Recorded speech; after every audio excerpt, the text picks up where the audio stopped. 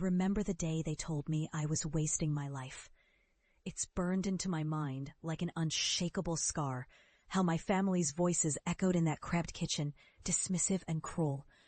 "You're chasing a pipe dream," my father said, voice thick with skepticism. "You think you're going to make a difference?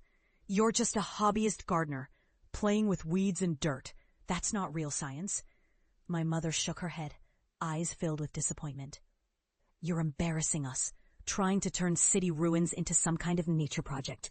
It's pointless. You'll fail, just like everyone said."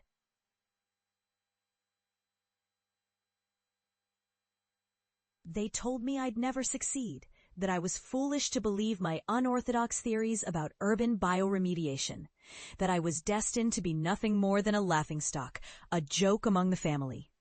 And I believed them at first, but something inside me refused to die.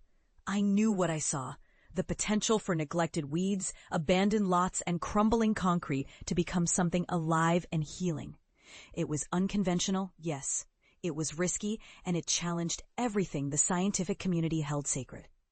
When I was publicly discredited, pushed out of the prestigious research circles, I felt the ground shatter beneath my feet.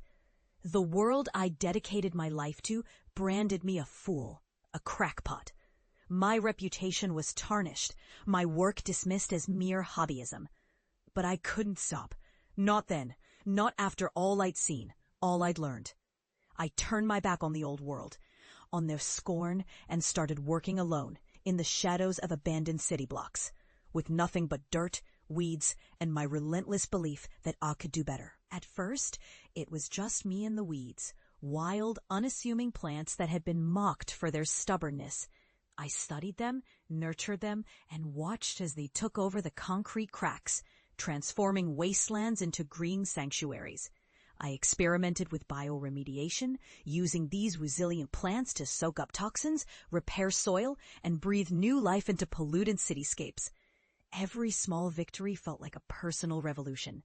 I was turning garbage into gardens, decay into vitality. It was gritty, exhausting work, often lonely, often mocked by those who couldn't see beyond the surface. But I was relentless. Years passed. My work gained recognition, not from the mainstream scientific community, but from the city dwellers, environmental activists, and even some local officials who saw the tangible change. I was invited to speak at grassroots conferences, my methods adopted by communities desperate for renewal. My reputation grew, quietly but surely, as I proved that the so-called weeds and neglected urban patches could be the key to city recovery. I wasn't just a hobbyist gardener anymore. I was a pioneer of urban bioremediation ecology, transforming concrete jungles into vibrant ecosystems. And then, the moment came. The moment I knew I had truly arrived. I returned home, not as the foolish dreamer they once mocked, but as someone who had reshaped entire neighborhoods. The house I grew up in hadn't changed much, same chipped paint, same tired yard. But the world I carried inside me had transformed everything outside. I parked my car and stepped out carrying a small potted plant, a symbol of everything I'd fought for. As I approached, I saw my family watching from the porch, their faces a mixture of disbelief and curiosity. I didn't need to say a word. I led them through the neighborhood, past the crumbling lots, and into a vacant lot that had once been an eyesore of trash and weeds. Now, it was a lush, thriving patch of green.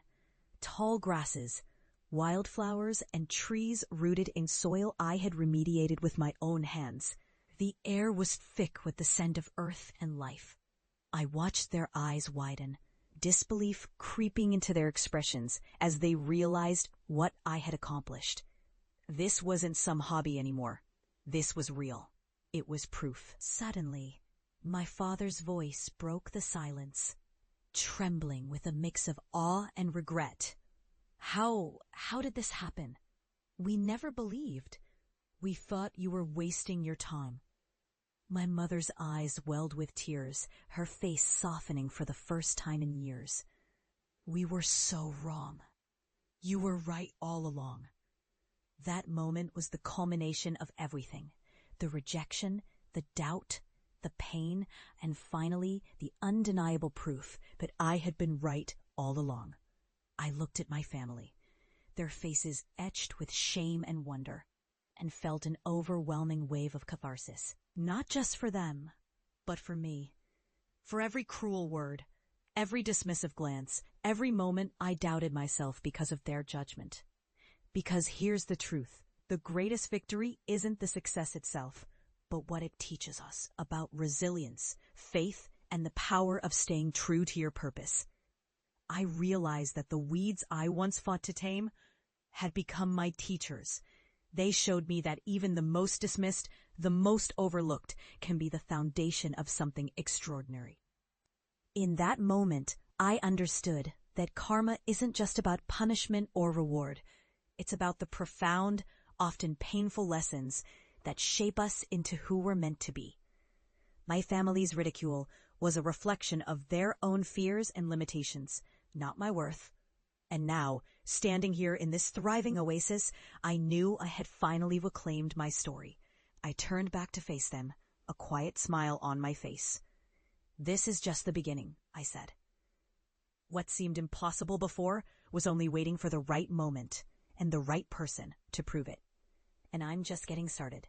As I walked away, leaving them in that green miracle of a lot, I felt lighter than I ever had. I had built something real, something that proved that even the most dismissed dreams, the most brutal rejections, can give birth to triumph. I had faced the storm, been humiliated, doubted, and yet I had endured. And now I was standing in a testament to perseverance and faith. The lessons are clear. Never let anyone define your limits, because sometimes the weeds you're told are useless are the very roots of your greatest victory. And in the end, the universe rewards those who refuse to give up, those who turn rejection into revolution. That's the real power of a dream. And that's the story I carry with me forever, a testament to resilience, redemption, and the unstoppable force of believing in what others dismiss as impossible.